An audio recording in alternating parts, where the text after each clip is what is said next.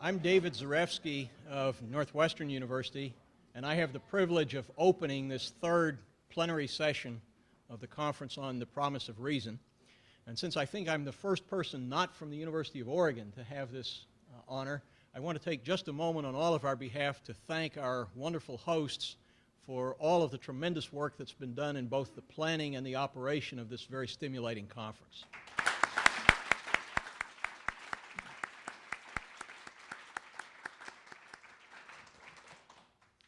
We heard yesterday morning that field specificity was important to Perelman, and our two plenarists this morning have respectively done a good deal of work in the fields of science and law. That may or may not be the focus of their remarks this morning. Our first speaker is Jeanne Fahnestock of the University of Maryland, whose publications include Figures of Argument, Studies in the Rhetoric of Science, and who is speaking this morning on the topic, No Neutral Choices, the Art of Style in the New Rhetoric. Professor Fahnestock.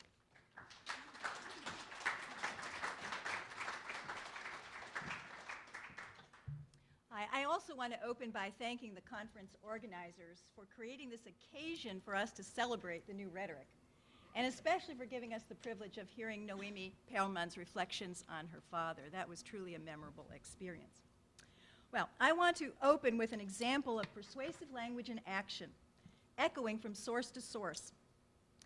Writing in Policy Review in 2000, journalist Mark Bowden closed his discussion of Western involvement on the African continent with the following claim. The problems in Africa must ultimately be solved by Africans, not because the rest of the world shouldn't care, but because only Africans can. In 2005, Prime Minister Tony Blair set up a commission on African issues, and the BBC ran a series featuring the question, can Africa's problems be solved by Africans themselves? Taking a defensive stance with similar language, Dr. Mark Dybel, U.S. Global AIDS Coordinator, defended his preferred method of HIV prevention in 2007 because, and I quote, the ABC approach was developed in Africa by Africans. During his March 2008 trip to Africa, President Bush held a joint news conference with President Kagame of Rwanda, where the issue of Darfur and other regional conflicts was raised. President Kagame, asked specifically who should address such issues, answered, if it is in Africa, by Africans. This comment was echoed in subsequent editorials, sound bites, and blog snippets. Only Africans can solve Africa's problems is just one example.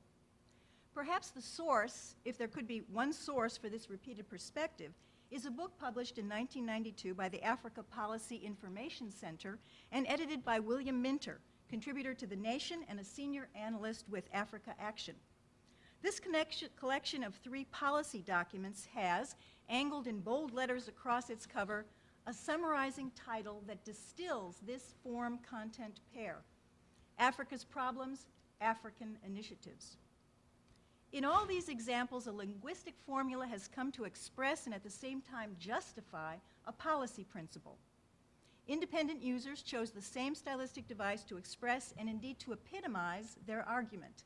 And in fact, their position seems indissociable from its form, though the form can be isolated and filled with other content. It occurs in such gnomic observations as, when in Rome, do as the Romans do. It is easy to praise Athens to the Athenians. And the prototype, minus the geography, is perhaps the advice given by Jesus, render unto Caesar the things that are Caesar's, and unto God the things that are God's. Some of you perhaps recognize this device as the figure polyptoton, the repetition of the same lexical root through different derivational or inflectional forms, a tactic identified by Aristotle and Cicero and linked by both to what dialectical manuals call the argument from conjugates. The new rhetoric calls it the argument from flexions, though it does not in this case name the figure. Olbrechts-Tyteca devotes a section to it in Les Comiques du Discours, and the ultimate source of its appeal is probably the pattern of similar phonemes it offers to our pattern-seeking brains. But each instantiation involves other choices as well. The African policy version, for example, illustrates classification and choice of level of interpretation, mentioned in Part 2. It invokes continental versus regional or national or religious identities, and from a Western perspective. It it can be difficult to prize apart this kind of figurally expressed argument, which offers a sensible, and by that I mean a hearable and seeable, linguistic pattern as part of its cogency.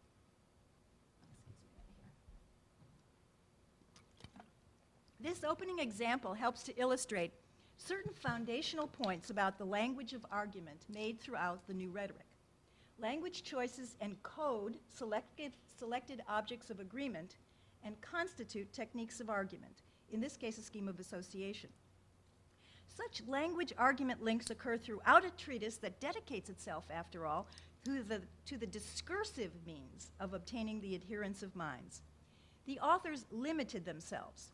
Only the technique which uses language to persuade and convince will be examined. Note also that this attention to discursive means is attention to how an argument is actually expressed. The authors abandoned the logician's practice of rephrasing or formalizing arguments in order to purge them from their particular wording. Instead, the new rhetoric assumes that the actual wording is significant, and given this importance, it devotes a considerable part of its ample space to issues of language. I want to discuss first the place of language attention in the arrangement of the new rhetoric, the global nature and advantages of its approach, and I want to review some of the sources or potential sources of their insights in order to assess, finally, what they avoid and successfully emphasize. The new rhetoric's attention to language may not be salient in most readers' impressions of the book. First of all, where does the new rhetoric comment on language? To answer that question requires comparing it with other rhetorics in its treatment of style. Now, the rhetorical tradition offers either omnibus treatises that include separate sections on style after a discussion of invention, or completely separate treatises on language, usually focusing on the characters of style or the figures of speech. Though no rhetorical manual ever seals off the discussion of style from potential effects, most nevertheless approach style separately with some organizing principle based on a taxonomy of devices. The new rhetoric also has, in effect, a separate treatise on style inserted in Part 2. Part 2's chapters concern, first, the objects of agreement, second, choices from among them, and third, their presentation. Chapter 3 is the one most obviously concerned with language, but since, as the authors stress, choice and presentation are inseparable, much of Chapter 2 belongs as well.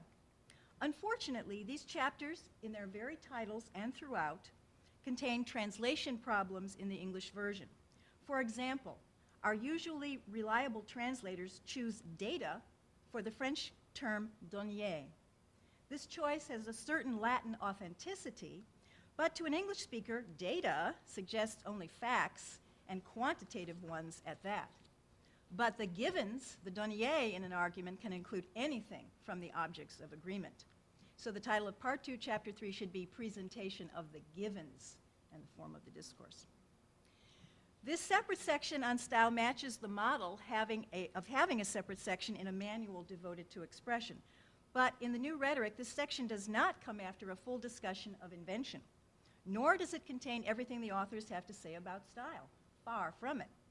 The new rhetoric also deliberately breaks this pattern of isolation and disperses observations on language choices throughout the treatise, occasionally stopping for paragraphs or even pages to concentrate on a given device. And of course, in the case of the figures of speech, the authors declare their intention not to discuss them in isolation, but to redistribute the figures among the arguments they best express.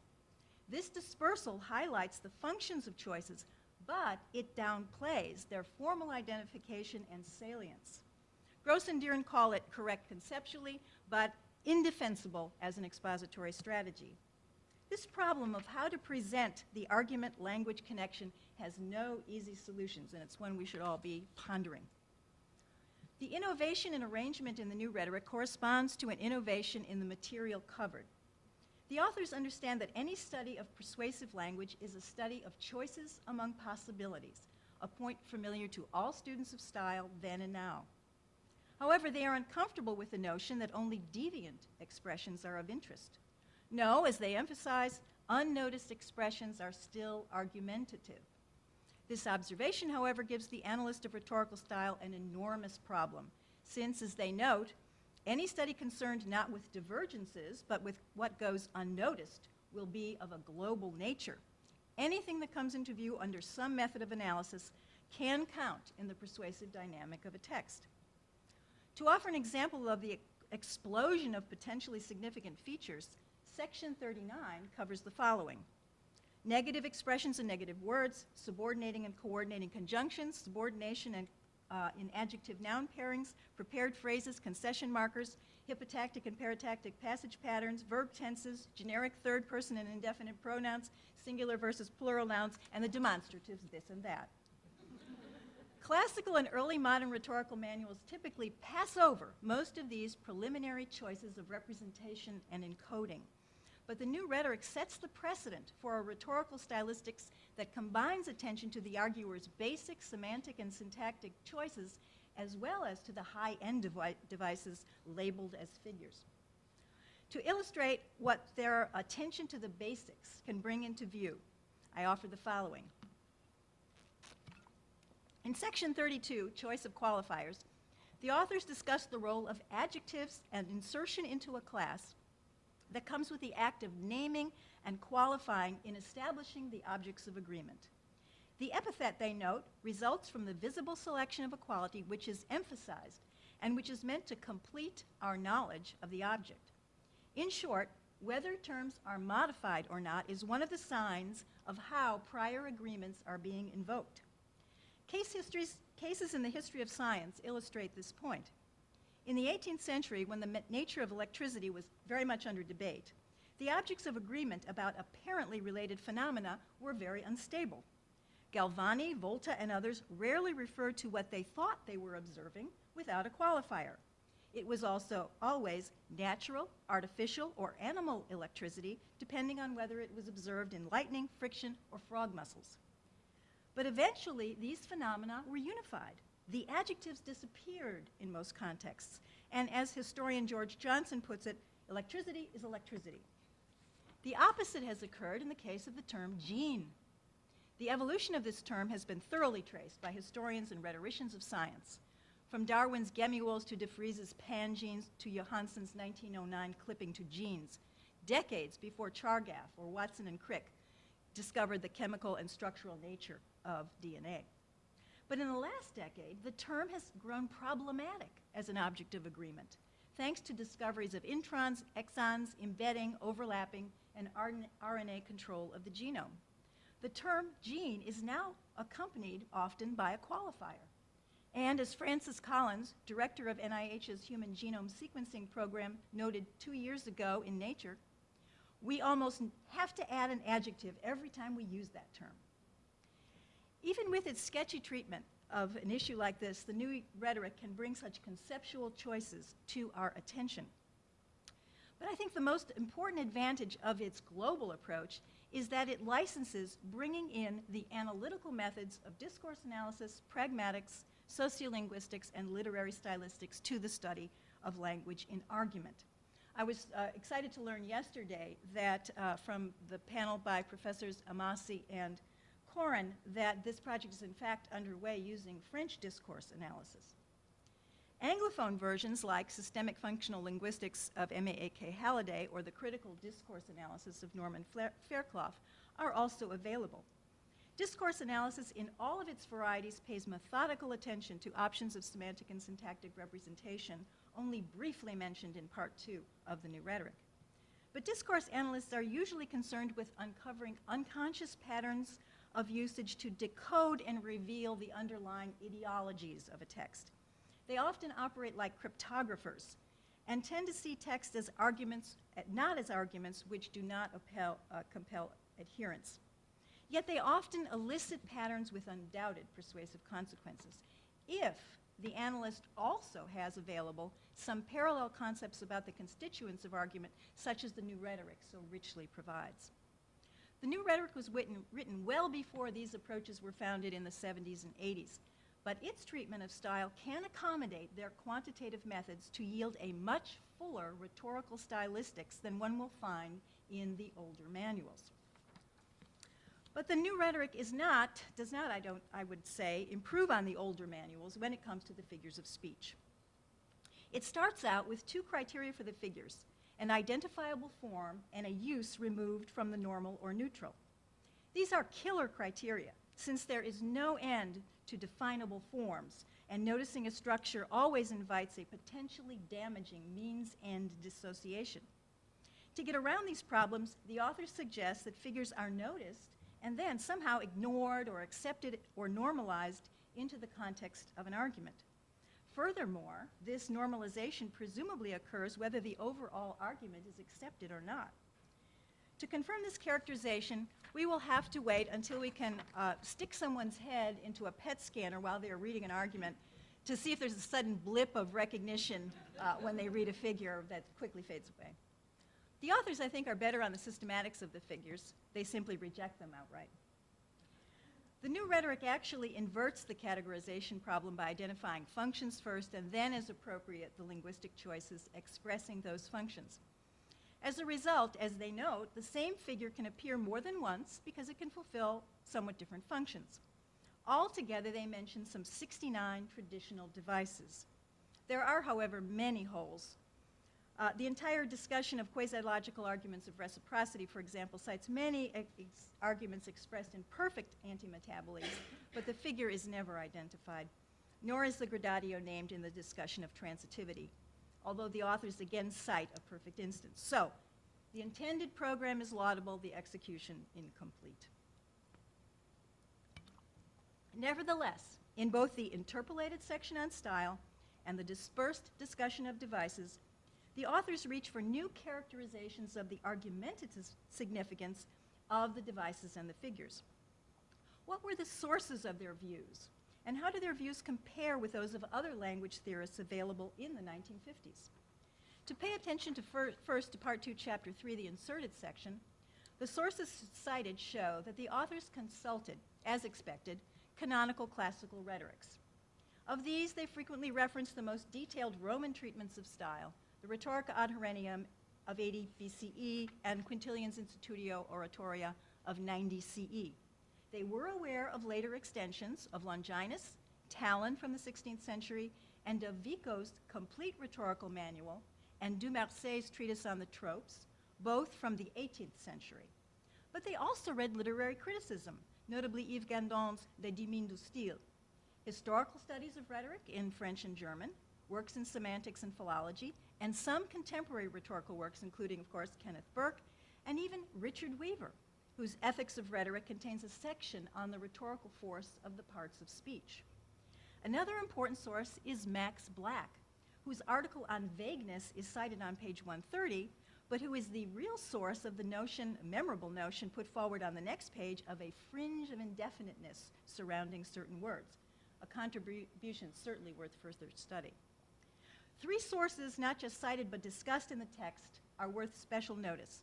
First, Perelman and Olbrechts-Tyteca knew the general semantics movement, initiated by Alfred Korzybski in the 1930s, but popularized by his followers like Stuart Chase and S.I. Hayakawa, whose language and thought in action is still very much in print.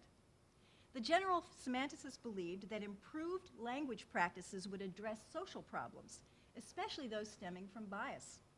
They were adamant foes of generality in language, recommending as an extreme measure that all abstract terms be given subscripts to limit their reference. The new rhetoric does not follow their characterization of absolute levels of generality in words, but points out instead that an impression of concreteness is really a product of the presence given a concept in a text.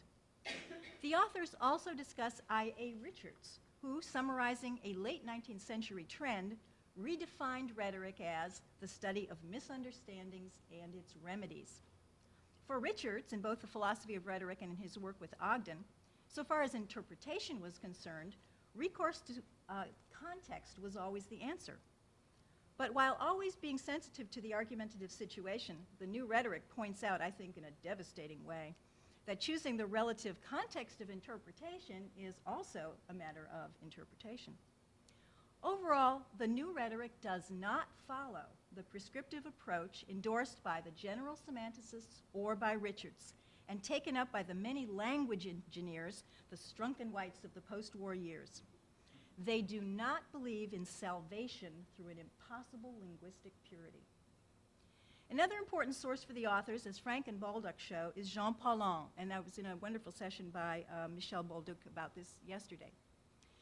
Paulhan was cited by both Olbrechts-Tyteca and Perelman in later retrospectives as their window into classical rhetoric. Paulhan is referenced throughout the New Rhetoric, but his contribution to a 1949 issue of the Cahiers du Sud, his Treatise on the Figures, or Rhetoric Decrypted, is mentioned at a critical point of redefinition of the figures in Chapter 3. Comparing his piece and the New Rhetoric's account of language certainly reveals differences. Paulhan retains classifications of the figures, at least as a point of departure, sees figures of reasoning as a small subcategory, and is concerned with how well language choices express a writer's thoughts and emotions. But there are also striking similarities or premonitions. Notably, Paulhan finds that in some contexts, figures can seem completely normal. In his terms, they fall below the level of a figure. Other expressions seem to him to exceed that level when a text draws attention to its own linguistic choices. Paulhan even has a passage imagining the questions of a reader who notices the language, who is, in other words, dissociating form and content. Also, in keeping with his levels of figural transparency, Paulhan describes figures as sometimes falling asleep, but capable of being revived, a notion memorably applied to metaphor in the New Rhetoric. Paulhan believes, finally, that rhetoric allows or even promotes a certain hesitation between whether an expression is spontaneous or studied. Many of the New Rhetoric's observations follow these points. Paulhan certainly seems to be the source of their disappearing figures. His final contribution, however, may have been his overall attitude toward rhetoric. He does describe language as an exterior necessity. He compares it to natural or social law, to winds on the sea, and notably to the walls of a prison.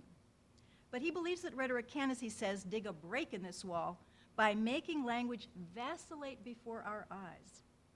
Thanks to the vocabulary provided by rhetorical treatises, he believes readers can always see an expression as both what it expresses and as a linguistic choice. Thus is the secret decrypted. Also worth considering, though, and this may be a surprising tack to take, are the sources not cited in the New Rhetoric. Some were simply too recent. For example, the authors probably did not know Noam Chomsky's syntactic structures published in 1957. But Perelman observed in a later article that human language ability far exceeds the syntactic competence described by the generative grammarians. In 1958, the authors also did not cite J.L. Austin's How to Do Things with Words. That's not surprising since the book was not published until 1962, but the lectures were delivered in 1955, and the ideas and insights were offered in earlier articles. But certain passages certainly suggest that they understood what we would now call a speech act dimension of an utterance. In the opening of Part 3, for instance, they observe that a discourse can be construed as an act. Perhaps more surprising, the authors also do not cite Roman Jakobson, whose groundbreaking article on selection and combination, the paradigmatic and syntagmatic dimensions of language choice, appeared in 1956. Yet they, in effect, rehearse the paradigmatic axis in section 38 on verbal forms and argumentation, when they discuss the family of terms that serves as the background against which any selected term stands out. Olbrechts-Tyteca went on to use Jakobson's famous two aspects of language in her 1974 study of humor. It is interesting to reflect that in the same year that La Nouvelle Rhétorique was published, Jakobson was one of the distinguished participants in a conference at Indiana University that brought together linguists, psychologists like George Miller, literary critics like Brené Wellick, to inaugurate a research program into stylistics and psycholinguistics. However, this group paid virtually no attention to persuasive language or to the contributions of rhetoric. They took language study off in another direction entirely, away from the functional and persuasive, which is one reason we inherit this multiplicity of approaches. Another absence, not accounted for by recency, is the New Rhetoric's silence on the great dialectical manuals of the 15th and 16th centuries. Perelman did mention Ramus negatively in his 1970 retrospective and synthesis for the Great Ideas series. But had they consulted these manuals, they would have found projects analogous to theirs, successful systems of practical reasoning melding attention to style and argument. But then there can be a great gain in recovering fundamental principles from a fresh perspective.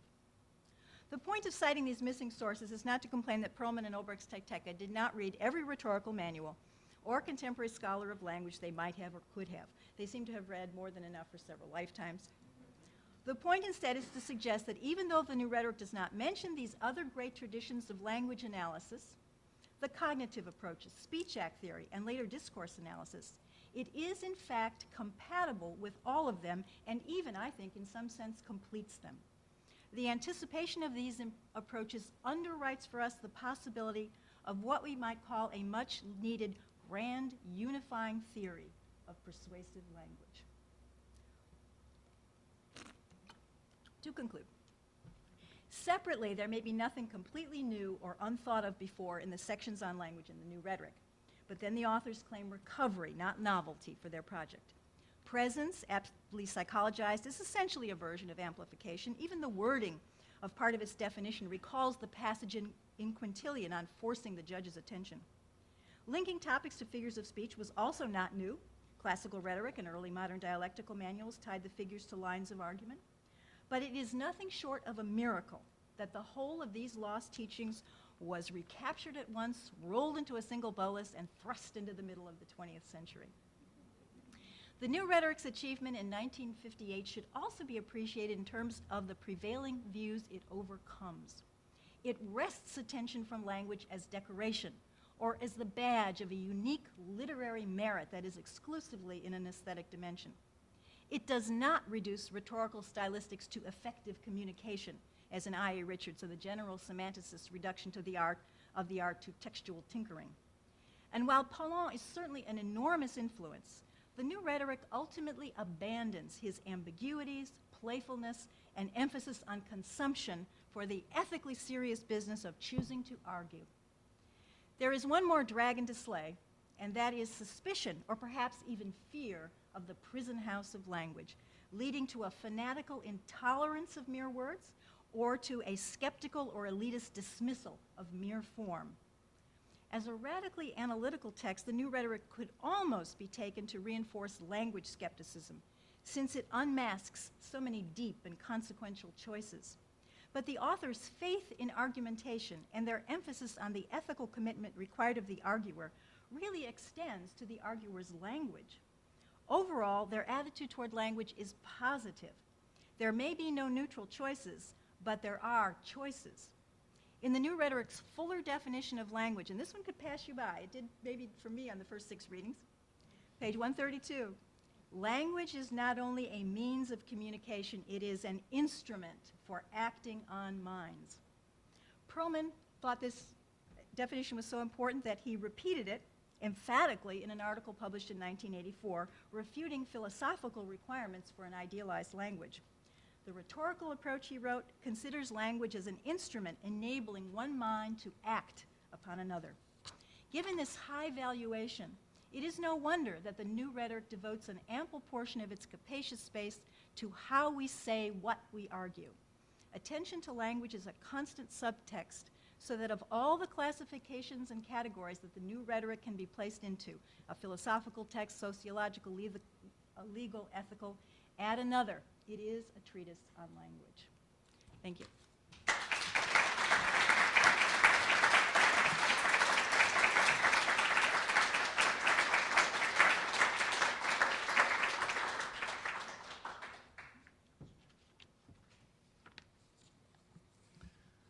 Thank you very much, Jeanne.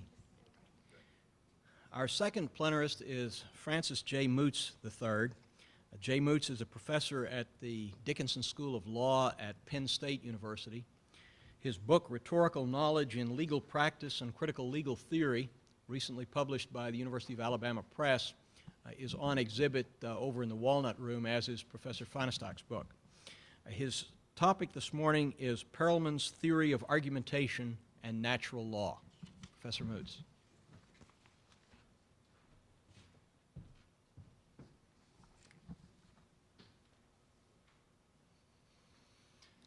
Good morning.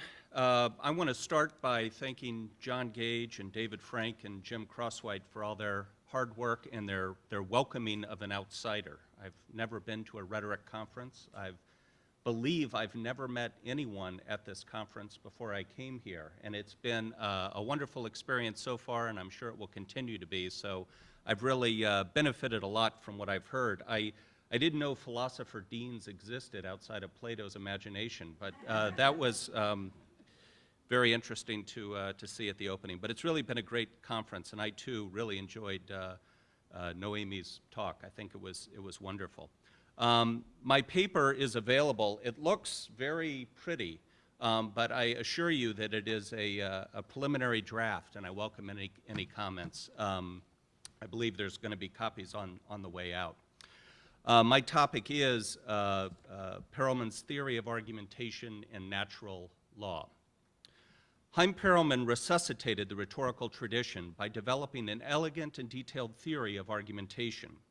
Rejecting the single-minded Cartesian focus on rational truth, Perelman recovered the ancient wisdom that we can argue reasonably about matters which admit only of probability. From this, one would conclude that Perelman's argumentation theory is inalterably opposed to natural law, and therefore that I would have done much better to edit the title of my talk to read Perelman's theory of argumentation as a rejection of natural law. However, my title accurately captures my thesis that Perelman's theory of argumentation connects to the natural law tradition in interesting and productive ways. Perelman referred to natural law in a number of his essays as an example of the excessively rational focus that he sought to correct with his theory of argumentation. But he also noted the power of natural law claims in legal argumentation. To my knowledge, he never offered a detailed account of the connections between his theory, between his theory of argumentation and natural law. Now, there is the entry in the Dictionary of the History of Ideas, and if anyone has any inside knowledge as to whether I can cite that as Perelman's views as opposed to just providing a description, at the very end they take a position. I'd be interested. So I am aware of that, but I think it's very suggestive. So what I'm trying to do in this paper is flesh that out. Perelman's deep and abiding concern with justice suggests that he could not help but be interested in lines of argumentation that challenge positive laws from some other standpoint, that in some manner he must embrace some elements of the natural law tradition. I wish to outline the ways that a natural law account can fit with Perelman's theory of argumentation in order to address an ontological crisis that grips contemporary legal theory. Stephen Smith, who's a law professor at San Diego, has persuasively described what he calls law's quandary, now that legal practice purports to be divorced from the natural law context in which it developed. I contend that by working through a conception of natural law that fits with Perelman's philosophy of argumentation, we can find a promising way to address law's ontological crisis. So first, on the natural law tradition. For most people, the term natural law calls to mind accounts that bloomed in ancient Rome, were absorbed into the Christian tradition and reached full expression in Aquinas, and then were secularized and rationalized as a philosophy of natural rights. Cicero famously offered a succinct definition of pre-Christian natural law based on the Stoic tradition, arguing that natural law is universal, eternal, and unchanging, and that these characteristics of reality follow from the fact that natural law is authored and administered by a deity.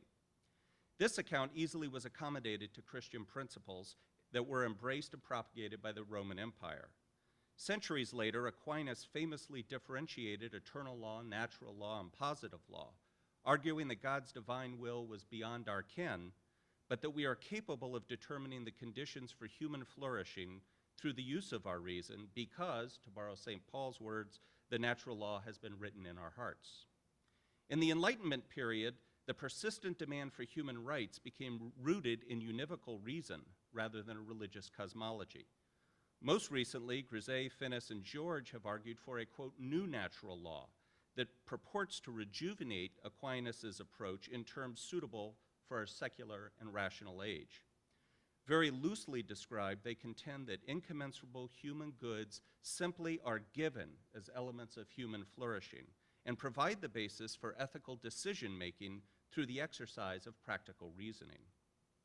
This long-standing but constantly evolving tradition of natural law thinking does not easily connect with Perelman's theory of argumentation for the simple reason that genuine argumentation plays no role in its existence or elaboration.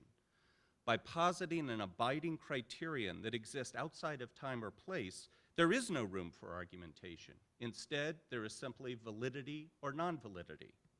Even the new natural law is at odds with Perelman's philosophy because it presumes that there are correct answers to questions, and that reaching these answers is a matter of refining our abilities to reason practically.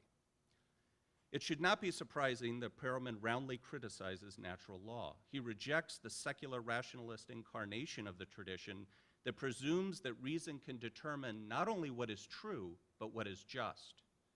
This approach runs aground on the shoals of experience, of course, because reason has been impotent to settle the debates regarding justice that stretch back at least as far as Sophocles. Perelman concludes that justice requires a judgment between justifiable tenets that are in conflict, and that law must operate in the realm of the reasonable as well as the rational if it is to do justice. Nevertheless, because Perelman is deeply indebted to Aristotle, he recognizes that there may be room for different understandings of natural law. Aristotle was too wedded to the necessity of the equitable leavening of the law to endorse a thoroughly rationalized approach to legal practice. In response to a question at a seminar in which he had criticized the alignment, this is Perelman's at a seminar, not Aristotle, just realized that sounded a little odd. In response to a question at a seminar in which he criticized the alignment of natural law with the rational, regarded in terms of the mathematical model of moral reasoning, Perelman emphasized that there was a line of thinking from Aristotle to Aquinas that embraced a more flexible account. Quote, "I don't see either Aristotle or Thomas Aquinas saying, as Grotius says, that there are eternal laws of justice, just as eternal as the laws of mathematics. It is impossible." End of Perelman's quote. This gesture by Perelman toward the classical understanding of natural law as a feature of the interplay between the hypothesized rational legal system and the reasonable resolution of specific cases provides the starting point for my inquiry. So Perelman's theory of argumentation in natural law. There are at least three different ways to think about natural law in conjunction with Perelman's theory of argumentation. First, natural law may be regarded as a line of argument, a family of commonplaces that we find impossible to ignore despite our overt positivist commitments. Second, there is a connection between Perelman's contested, and I put in parentheses, and often misunderstood, and you'll see why, the idea of the universal audience, and I've loved the panels on the universal audience so far.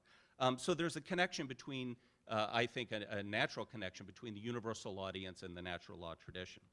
Finally, and most radically, we might think of natural law in more far-reaching theoretical terms by developing what I refer to as a naturalized rhetoric. So first, natural law is a commonplace. Perelman recognized that natural law plays an important role in legal argumentation, even if we reject the claim that there is an objective structure of justice that can be understood through the use of reason. And I'll now read a block quote from Perelman that I think succinctly makes his point. The idea, this is Perelman, the idea of natural law is also misconceived when it is posed in ontological terms. Natural law is better considered as a body of general principles, or loci, consisting of ideas such as, quote, the nature of things, quote, the rule of law, and of rules such as, quote, no one is expected to perform impossibilities. Both sides should be heard, all of which are capable of being applied in different ways. It is the task of the legislator or judge to decide which of the not unreasonable solutions should become a rule of positive law. Such a view corresponds to the idea of natural law found in Aristotle and St. Thomas Aquinas, what he calls the classical natural law. That's the end of the quote. Perelman's analysis of the natural law tradition as a collection of commonplaces exemplifies how rhetorical exchanges working from commonplaces contain a critical bite. Perelman specifically cites the decision by the Allies after World War II to rely on natural law foundations for the Nuremberg trials as a very conscious and momentous choice that he felt showed the lack of the capacity for positive law to address all matters. Even if much of the natural law tradition has authoritarian and ideological overtones, Perelman does not regard the tradition as a mistake that should or even can be exercised from our vocabulary. He effectively strips natural law precepts of their inauthentic claims to eternal and universal validity and urges legal theorists and practitioners to utilize the principles as vital, indeed unavoidable. I keep adding because that's really my point, is this is not a choice. This is so deeply embedded in the way that we argue that I really think we couldn't avoid it even if we wished to, but we can maybe draw some links between these. I think they're unavoidable resources for innovation and the critique of existing legal relations. Perelman's approach recalls Aristotle's advice about how to argue against the application of a written law that is facially against one's interest. In the Rhetoric, Aristotle suggests that one should argue that following the written law slavishly would do an injustice, quoting Antigone's pleas as a basis for this line of argument. Tony Burns contends that Aristotle did not endorse this line of argument, but by including it in the Rhetoric, he acknowledged that these types of argument, most vividly advanced by sophistic challenges to slavery as an unnatural practice, had found currency among Aristotle's contemporaries. More importantly, Burns contends that Aristotle eventually did endorse natural law arguments, but he did so in order to justify the status quo against radical attacks. So just looking at Aristotle's usage, we find natural law has a complex valence. Perelman certainly would conclude that these different uses of natural law by Aristotle follow from the fact that it is an essentially contested concept that is closely connected to justice. If natural law is an ontological feature of the world, it must be the case that when both parties in debate invoke natural law, one of them is wrong. However, when understood as a commonplace from which one may argue many points in different ways, natural law must be seen as a supple and polysemic concept. Even the highly rationalistic notions of natural rights that arose in the Enlightenment period can be viewed as lines of critical argumentation against the status quo that proved to be incredibly productive rhetorical strategies. My second point is natural law as a construction of the universal legal audience. Perelman's development of the ancient attention to audience is one of his signature contributions to rhetorical theory. Noting that the audience envisioned by the speaker, quote, is always a more or less systematized construction, Perelman places emphasis on the speaker's goal of creating her audience in the course of addressing it. In some circumstances, a speaker will aspire to more than persuading the audience to which her speech is immediately directed, and will claim to offer reasons that would be convincing to all reasonable persons. Quote, this refers, of course, in this case, not to an experimentally proven fact, but to a universality and unanimity imagined by the speaker, to the agreement of an audience which should be universal, since for legitimate reasons, we need not take into consideration those who are not part of it. The speaker constructs a universal audience to shape her discourse, but also to entreat the concrete audience before her, which can, quote, never amount to more than floating incarnations of this universal audience, to imagine themselves as part of such an audience. As Perelman emphasizes, the actual audience helps to validate the speaker's construction of the universal audience, even as the universal audience serves as a check on the parochial concerns of the actual audience. All lines of argumentation are shaped to the audience to which they are addressed, and natural law arguments are no different. I believe it makes good sense to regard natural law arguments as being addressed to a particular audience in their capacity as a contingent example of a hypothesized universal audience. When some sophists argued that slavery was an affront to the natural dignity and equality of all men, they appealed to a specific Greek audience rooted in customary practices of slavery, but they sought to provoke this audience to recognize its membership in a broader universal audience. Arguing that slavery is a violation of universal norms that are part of the structure of reality does not call for an investigation of the natural world.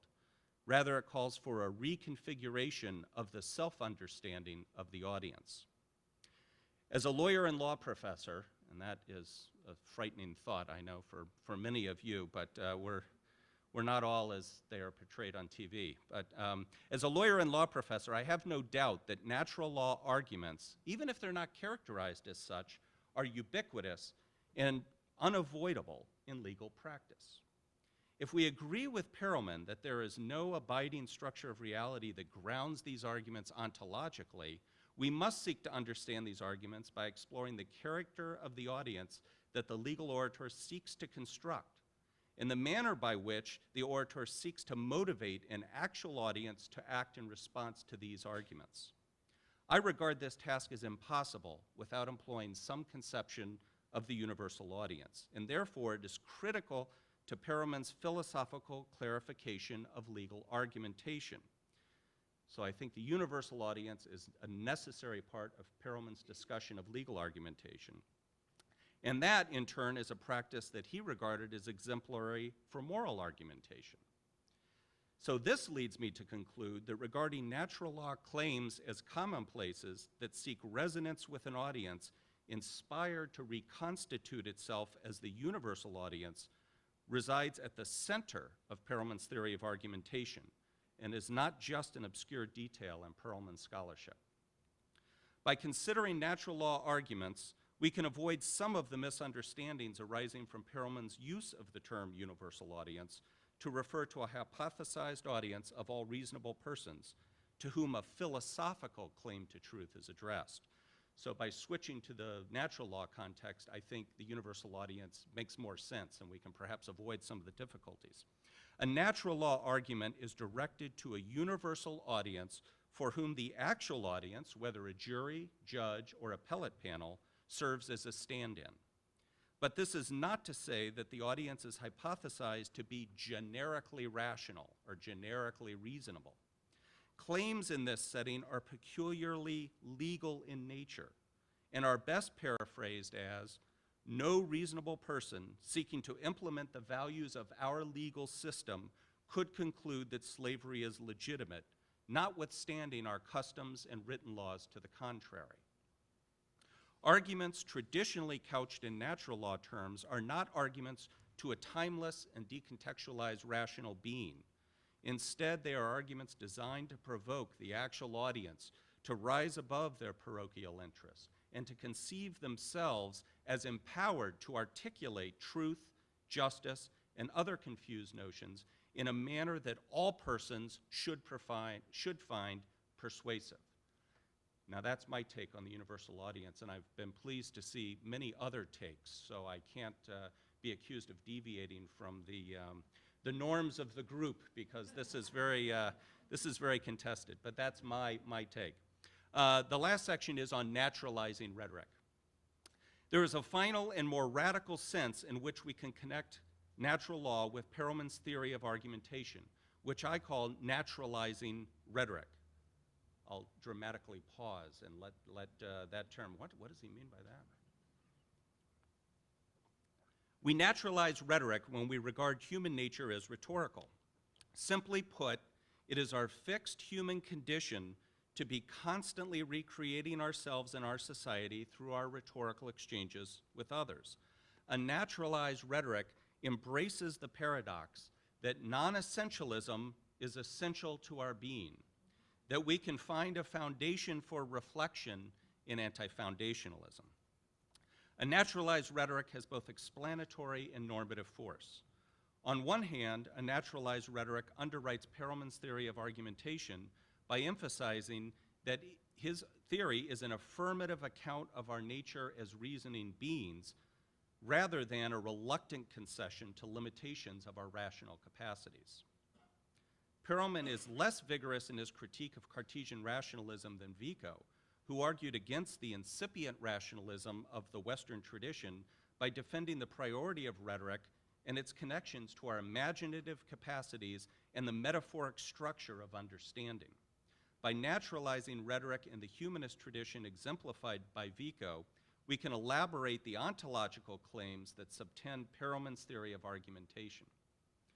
Important normative implications follow from a naturalized rhetoric as well.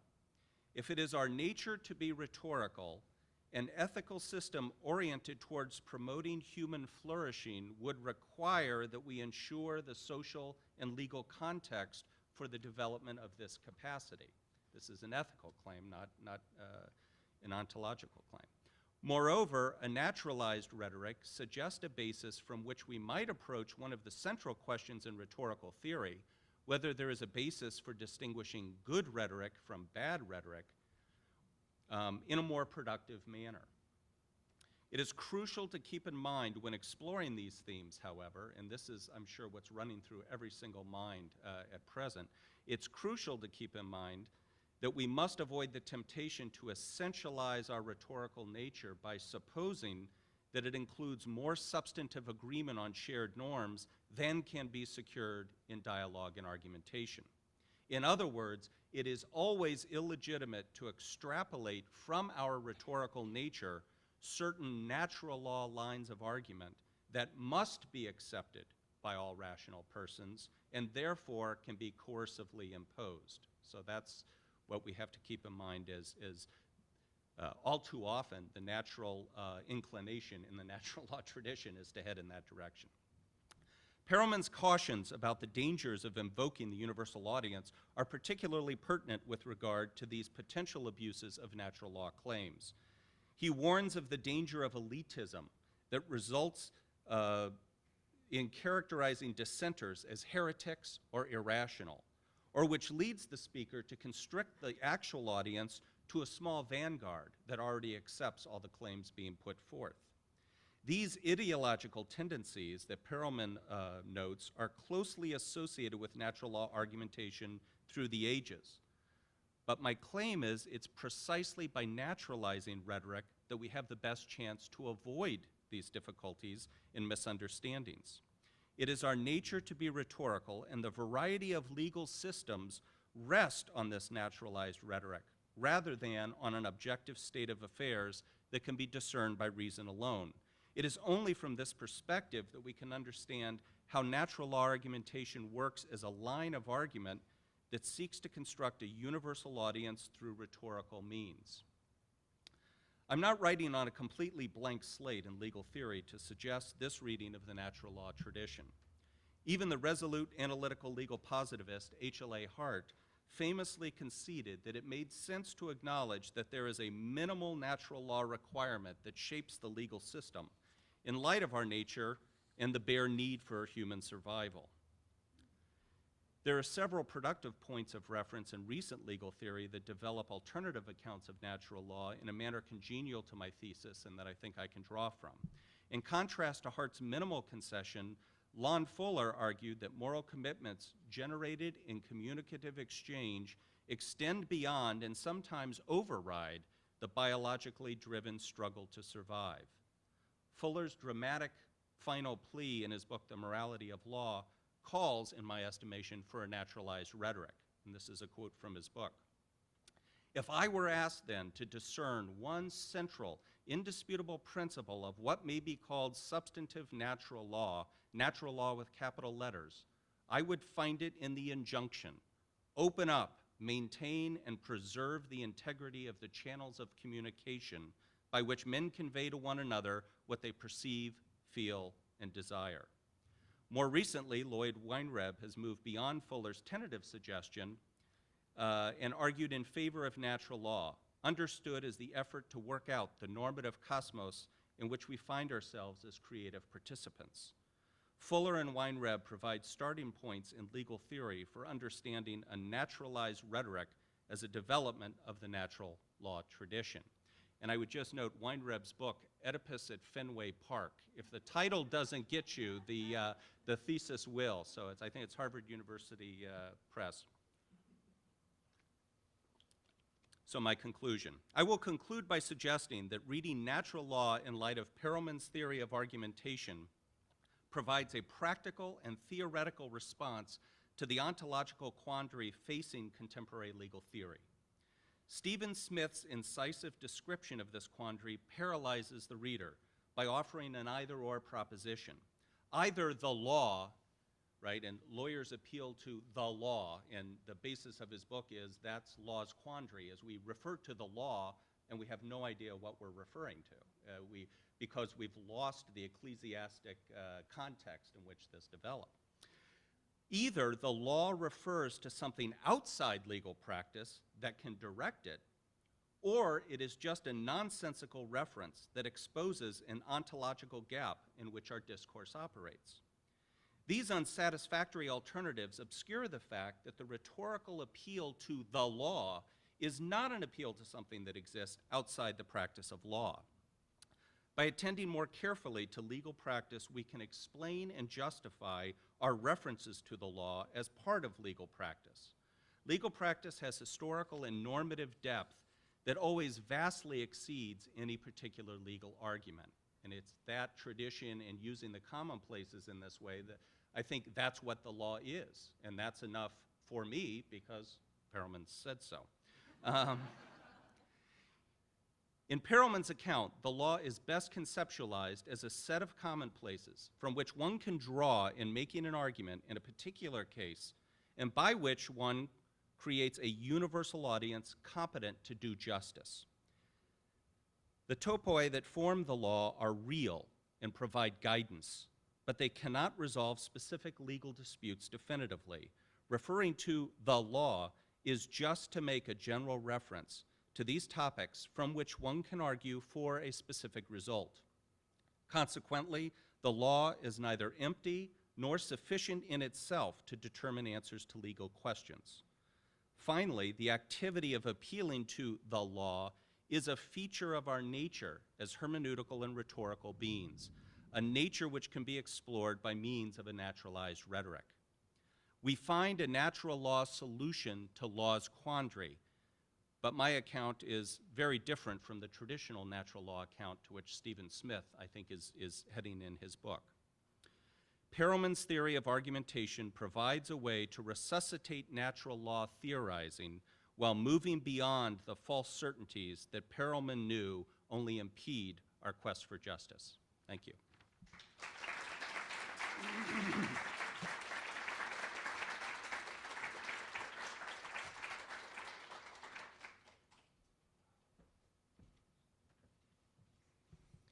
Thank you very much, Jay. We have time for discussion.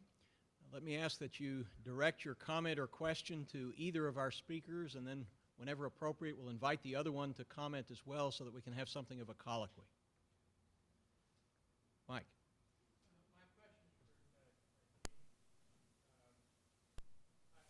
Very, very interesting paper, and I think kind of radical, because most people don't think of Perelman's work as all that significant for style. But it is true. I'm not sure that you can correct me, because unlike you, I neither have memorized the book or brought it with me.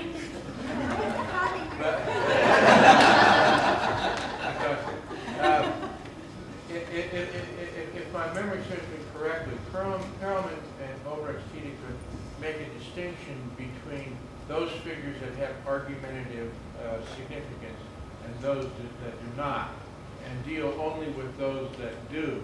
And that's a distinction I think some of us would have trouble making, and I thought you would make. Michael will have to sit down with a magnifying glass. I don't think they make that distinction. What they say is that they distinguish figures which, if the figure is noticed, this is their. I think it's enough. I don't think it works. If the figure is noticed, it's a figure of style and ceases to be argumentative. If you either lose the attention to it, you kind of forget it's a figure, then it works in the argument and becomes a figure of argument. So it's not a categorization device, it's a two-state system. The argument can be a feature of style, or it can be a feature of But that's still a distinction that I think you might have it's an trouble untenable with. distinction. What? In the first place, I noticed a lot more figures than most people. It's a function of how well you're trained to notice the figures. The only point, oh, I'm sorry, I think my voice is piercing. The only point that's worth keeping is Longinus's point. The standard is invisibility. And if the device is being noticed, it can prompt a dissociation and it can be a problem. So I think what the new rhetoric says about dissociating style and content, that's a very useful point, which I think they got from Perelman. But there are no two categories of style, Michael, where figures where one is argumentative and one is serious. At least on my reading, and so you and I are going to have our elbows in the text and see what's going on. Jay, you want to comment at all? David. Jay. Oh. I'm going to be scolded. No, you're going to be celebrated. I thought you did a terrific job exploring, explaining to us the foundations of natural law. The question I have is about the Nazi jurists who also used natural law and also had a vision of the universal audience to justify genocide. Now, in the wake of World War II, Perelman and a host of other thinkers rethought natural law and tried to discover the grounds by which they could use to judge the Nazi regime. And they also drew upon, as you point out, natural law. They also had a universal audience that they had won the war. So is it that the victor gets to define what natural law is and who constitutes the universal audience? Or is Perelman up to something more than what we are talking about right now? Well, that's a softball.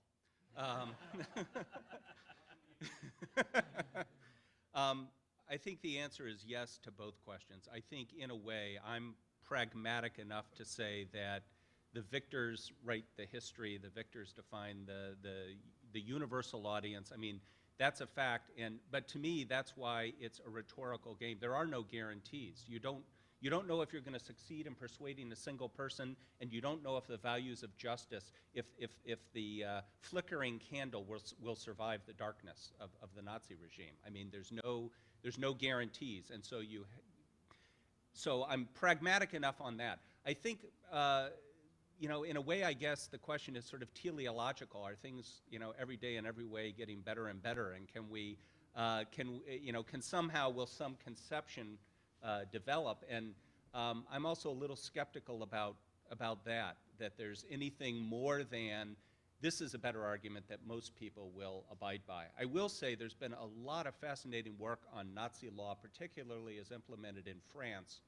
And it was not, this goes to people like Fuller who argue for the inner morality of law. He sort of has a procedural conception, and Fuller scholars get angry when I quote the part that I quoted about communication, which I think is the core.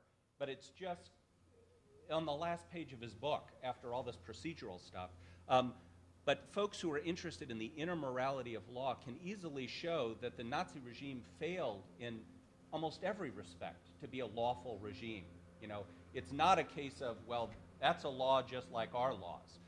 There was a total corruption of the legal machinery in every respect. And so there is some argument where you say, well, they really were not doing law. It was just brute coercive force. There's not law in any useful sense. So I don't know if that answers your question, but of course that's a claim I would make as one of the victors, I suppose, that yes, you didn't do it properly. But Richard Weisberg has done great studies on Nazi law in France and how some lawyers were very complicit, and it was not anything we could call a legal regime, but it had a veneer of law, and it shows that it's not just you just choose one and they're both the same process. Evil is difficult to accomplish by lawful means, I guess I would say, and I believe enough in that and I think Perelman would as well, I guess. And by the way, I just referred to Perelman singularly because I really draw mostly from his essays as a lawyer, so that's what I'm in the habit of doing, but I did refer to the New Rhetoric a bit, so I didn't want you to think I was slighting his co-author. Does your assumption of a natural rhetoricity help you to make this distinction? Well, that's what I would argue. The notion of is there good rhetoric and bad rhetoric, and how do we distinguish that other than rhetorically? I think if there's some notion of what the natural law folks would call human flourishing, and if we regard it not as some innate character, but the nature of our beings as communicative beings who must exist with each other, then I think that we have something. Not definitive. We can't say, well, the First Amendment has to be written in this way to allow human flourishing, but we can say something like the First Amendment is probably part of a good legal regime just to allow human flourishing because of how we are. So that, I think, is a natural law argument, but it's very different from the way that would usually be construed. Jeannie, would you like to comment? Actually, I'd just like to ask him another question if I can. So this is for Well, you come on again. up. Come on up. Come up to ask a question. The new rhetoric says that there are no universal values. Very adamant on that. So how does that comport with the standard of natural law since we think of universal? But we make claims. Did everyone hear the question? Okay. The question was whether, how do you connect this with the claim or with the assertion that there are no universal values? That if there's no universal values, but we make claims to universal values all the time, and it's just a structure of legal argumentation. And to me, the universal audience doesn't exist, but you want to argue that all reasonable persons should, right? So that's all I. So I don't think they're in conflict. I don't think there are universal values. Yes. Barbara. For Jay, again, as long as you're up there already. I was taken at the very end of your paper about comment on commonplaces and the role of commonplaces. I wondered if you could just restate that again, and then is there any connection between that and phronesis? Because it seems like the way it's stated, the phronesis would have to play a role in order for that to happen. In order for it to happen, I guess. Could you state the question again? Oh yeah. The question is my reference to commonplaces and what are connections to phronesis, and that's actually where I came to rhetoric. I came from the hermeneutical side and the exercise of phronesis in law, and so my answer to that is that's exactly what always must happen. Is you are confronted with equally logically valid legal claims. In any interesting case, there are equally valid claims according to the strictures of logic and the assessment of the legal materials, and what happens is how effectively you can draw on those to get the decision maker. In most cases, judges. I mean, jury trials are few and far between. You're mostly arguing to judges, and that's what you're calling upon them to do, is to sort through that. Now, there are a lot of horrible failures of our legal system. Judges don't read the briefs and they just clear the docket, and so there's this. I'm not an idealist in that sense, but when it's operating at its best, then that's, I think, exactly what is going on. And that's the connection, obviously, through Aristotle that I find Gadamer and Perelman are both right on the same page, and both look to law as the preeminent example of what they're trying to describe. And the ultimate irony is, here I am as a lawyer looking to them to help me. It's this interesting circle where they, I think, idealize law and I idealize rhetoric and hermeneutics, but we're trying to tap into that.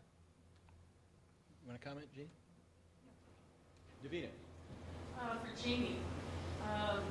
Jeannie, you've commented, I think, exceptionally clearly on how the Stacy's, how style is distributed in an interesting way throughout the new rhetoric.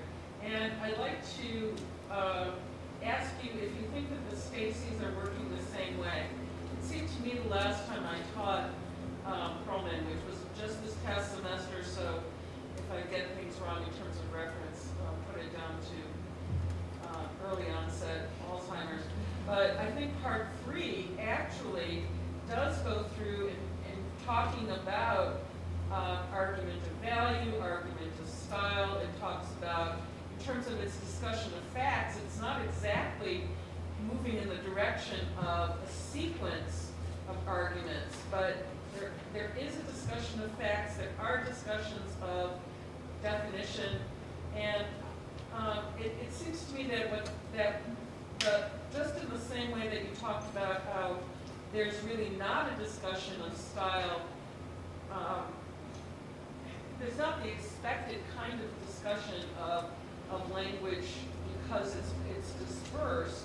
I think the same thing happens that there's really not in the new rhetoric a discussion of how to build an extended argument in which you would build up from facts, categories, the value of something, causes and actions.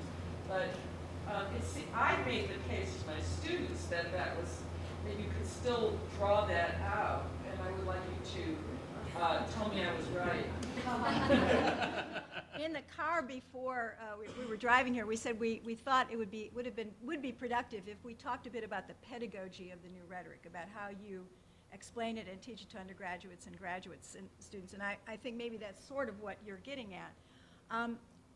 That's a very complex question, Davida, so let me just make a few what I think would be a response. I don't have an explanation of why the authors decided to pay attention to language in a separate way in Part 2, Chapters 2 and 3. When they're talking about objects of agreement, okay, they separate. There's a whole chapter on these are the objects of agreement, and then, right, presentation of them. Then, when it comes to techniques of argument, they decide to meld it all in. Okay, in other words, if it's an argument of an act person or dissociation, there are these prompts, linguistic prompts of dissociation. I don't know why they did that, and I don't. Do you know, David? Is there a trace about what made that decision? It's an odd decision. In a way, they undo it because they could. They're always recommenting on style. It's always kind of intruding itself. It's really very, very present thing, and maybe this is a product of the radical truncation of the book. So I can't account for the organization. I don't quite see the rationale. With this possible exception, it just occurred to me that it's so complex. The objects of the agreement are the invisible stylistic devices, if you might say, the constitutive ones, and they're very hard to talk about very separately, you know what I mean? So maybe they just decided, well, we'll list them and say, hey, pay attention to this kind of thing. And you know how it is if you use the new rhetoric analytically, there's one or two sentences that, are just so enlightening. You suddenly discover that just that little insight, I can see something in a text I would never have seen before. Now, about the Stacy's, I don't get a Stacy's approach out of the new rhetoric. I don't get a genre approach, epidictic, forensic, deliberative out of the new rhetoric. I think there's a passing reference to, the classical on sit, quid sit, quale sit, but I don't think that's a principle of organization for them. I always have to remind themselves that they were really interested in value arguments. And so everything that they're concerned with has to do with value. So that, for instance, the notion that there are straightforward causal arguments where the point is, what is the cause? You're arguing about causality. That's really not the burden of their discussion of relations of succession. What they want to see is how causal arguments are used to support value arguments. And so I always kind of keep that in front of me. And so, for instance, their point about making creating a means-end pair, right, is a way to devalue the cause as opposed to the result.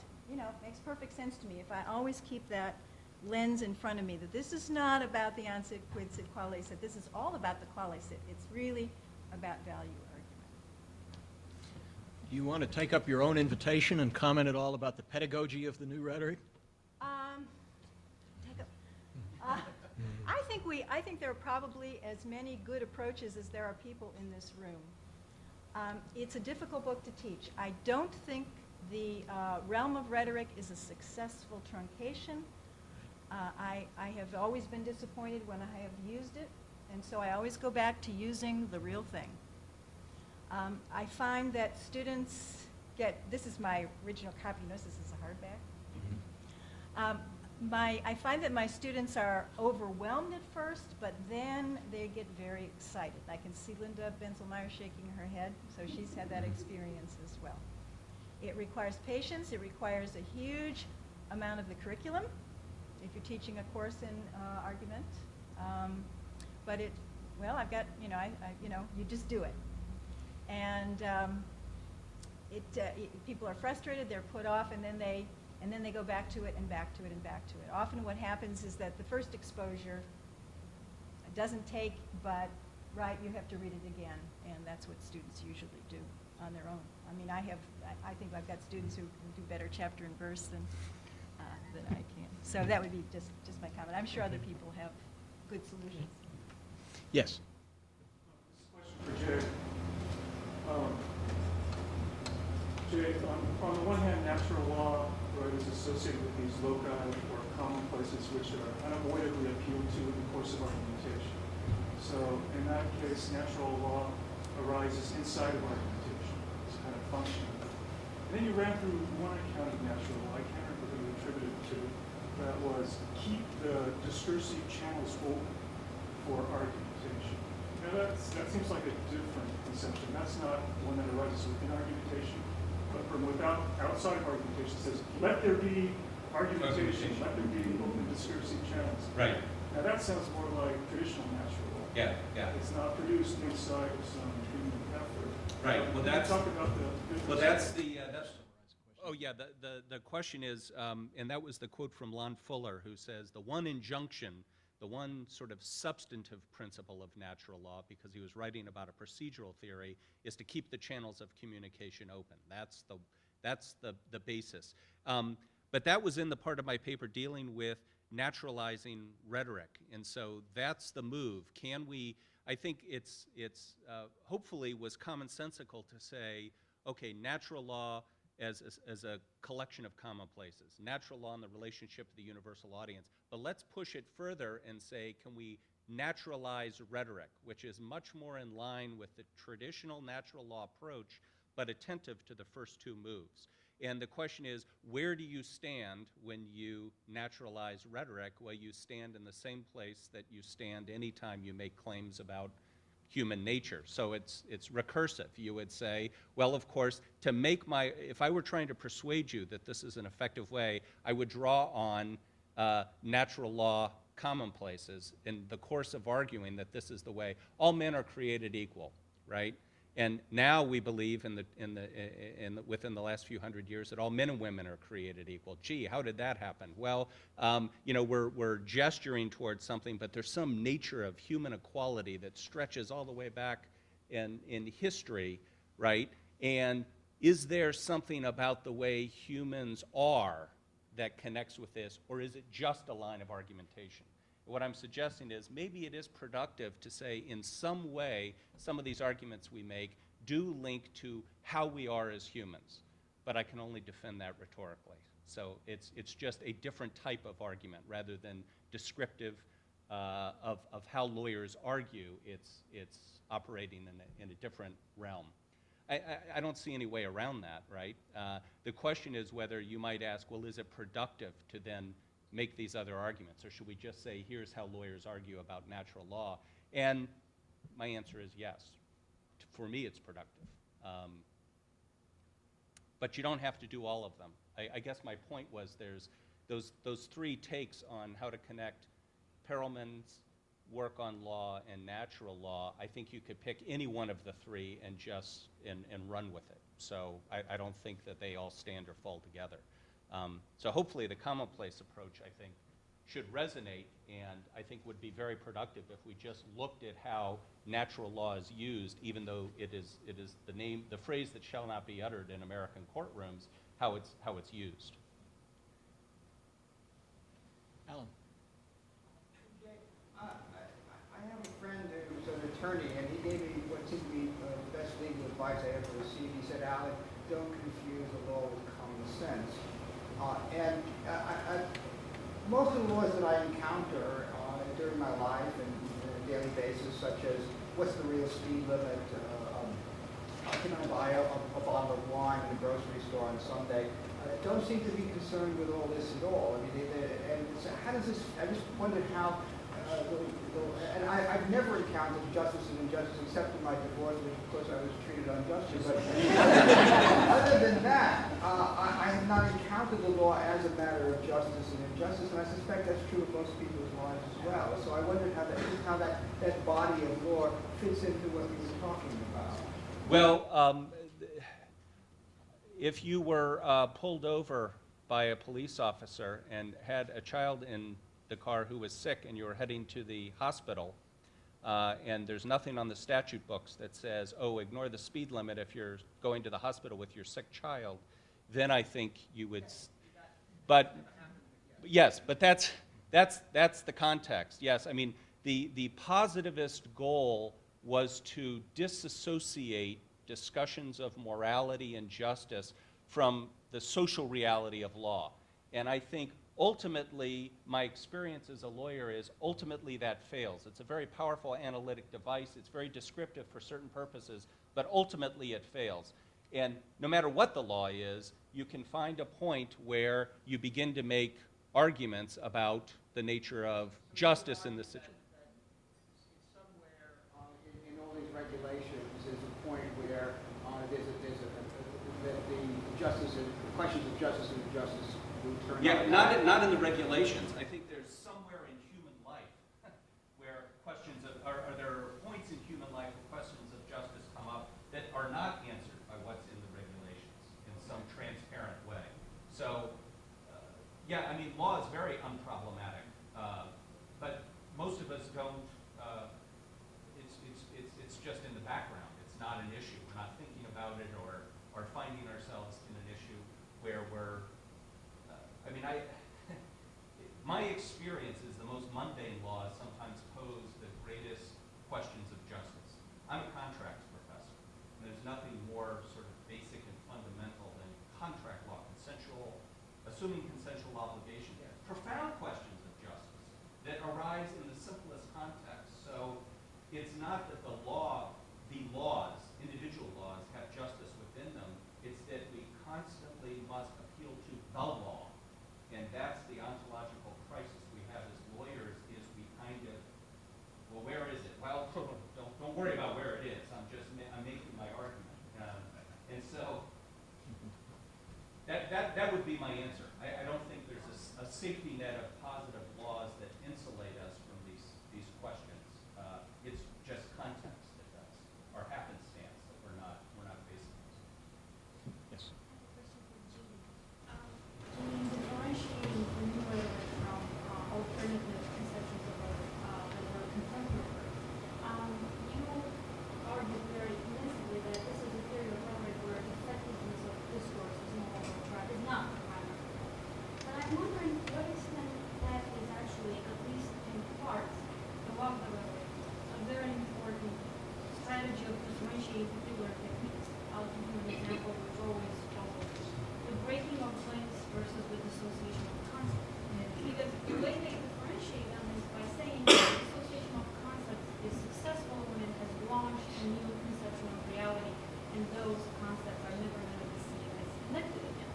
But at least in my mind, they don't really tell you when that new conception of reality can be considered to have common views. They don't really have a criterion for effectiveness. So I'm wondering. Okay. So I'm wondering if you think that's an isolated incident in the new rhetoric, or if ultimately what constitutes effective argumentation is something that is very important to the entire enterprise and should really not be. Okay, all right. I've been asked to summarize the question.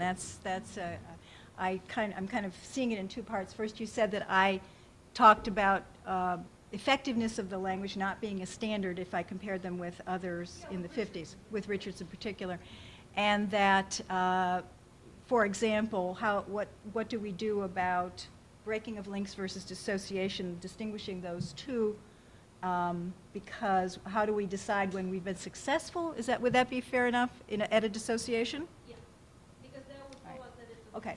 true All right. dissociation and not Okay. merely a breaking of links. First of all, I need to clarify that when I was pushing away the general semanticists and Richards, what they're talking about is expository clearness. not effectiveness, okay? So they think that it's possible by manipulating the language and using the correctly, words that are not too broad. Remember they wanted subscripts on everything, so that you would anchor something by the date. They thought that disagreement would disappear, you see? Can you imagine the new Rhetoric's authors thinking that disagreement would disappear? No. So when they're pushing away, Richards and the general semanticists, they're pushing away this notion of purification through clarity and making arguments go away because everything's been explained purely. So I hope that, because if I gave that impression, that would be a howler. The other point about breaking of links and dissociation is very tricky. Oh, we've sat in seminars, kind of busting our brains on that one. I think I usually approach that by language, actually, and this is what I tell my students. If there are two pre-existing terms that the argument is moving away from, moving apart, then you have breaking of links, because that new rhetoric says, they've existed before. What's their analogy? They're bricks. Remember, you're unpacking the bricks? So that means the bricks were there first. In the case of dissociation, there was a unified concept to begin with, and you're going to move in there, right? And you're going to remove part of that concept in order to retain the value and solve a problem that's been messing up the value, messing up that concept. How you decide whether it's successful ultimately, I'm not sure, but you'll see it in language, you see. There will be prompts for dissociation. When you're done with a dissociation, you wind up with two terms that usually are related to one another in some way, right? But have some kind of distinguishing label. There's the hero, and then there's the true hero. There's a dissociation, you see, right? Fair enough? That's not a breaking of links. It means that you thought heroism was this, but there are heroes and then there are true heroes. Let me give you another example from the sciences. That's a nice, clear one, I think. When they were trying to match up atomic number with atomic weights, the atomic weights were very messy compared to the atomic numbers. And they eventually decided that what they thought was phosphorus was really two isotopes, okay? That the number of neutrons in the nucleus was different, and so there was one kind of phosphorus and another kind of phosphorus, and they distinguished them with the subscripts. What were they? P32 and P35. You see? That's a dissociation and a successful one. That stuck, and it left behind two labels, clearly, right? You've got your phosphorus there both times, but there are really two species of phosphorus, and because of the different isotopic, combinations, that's why the atomic weights are messy. So that would be a successful dissociation. Something like hero, real hero, is done for the context, right? It's done for the moment, the application, the value judgment you're working on at the time. But they always have highly visible linguistic signatures, dissociation arguments. They're very, very much a verbal argument, I think. Okay. We've reached the hour of 10:30, so unfortunately I'll have to bring the session to the close, but please join me in thanking both of our speakers this morning.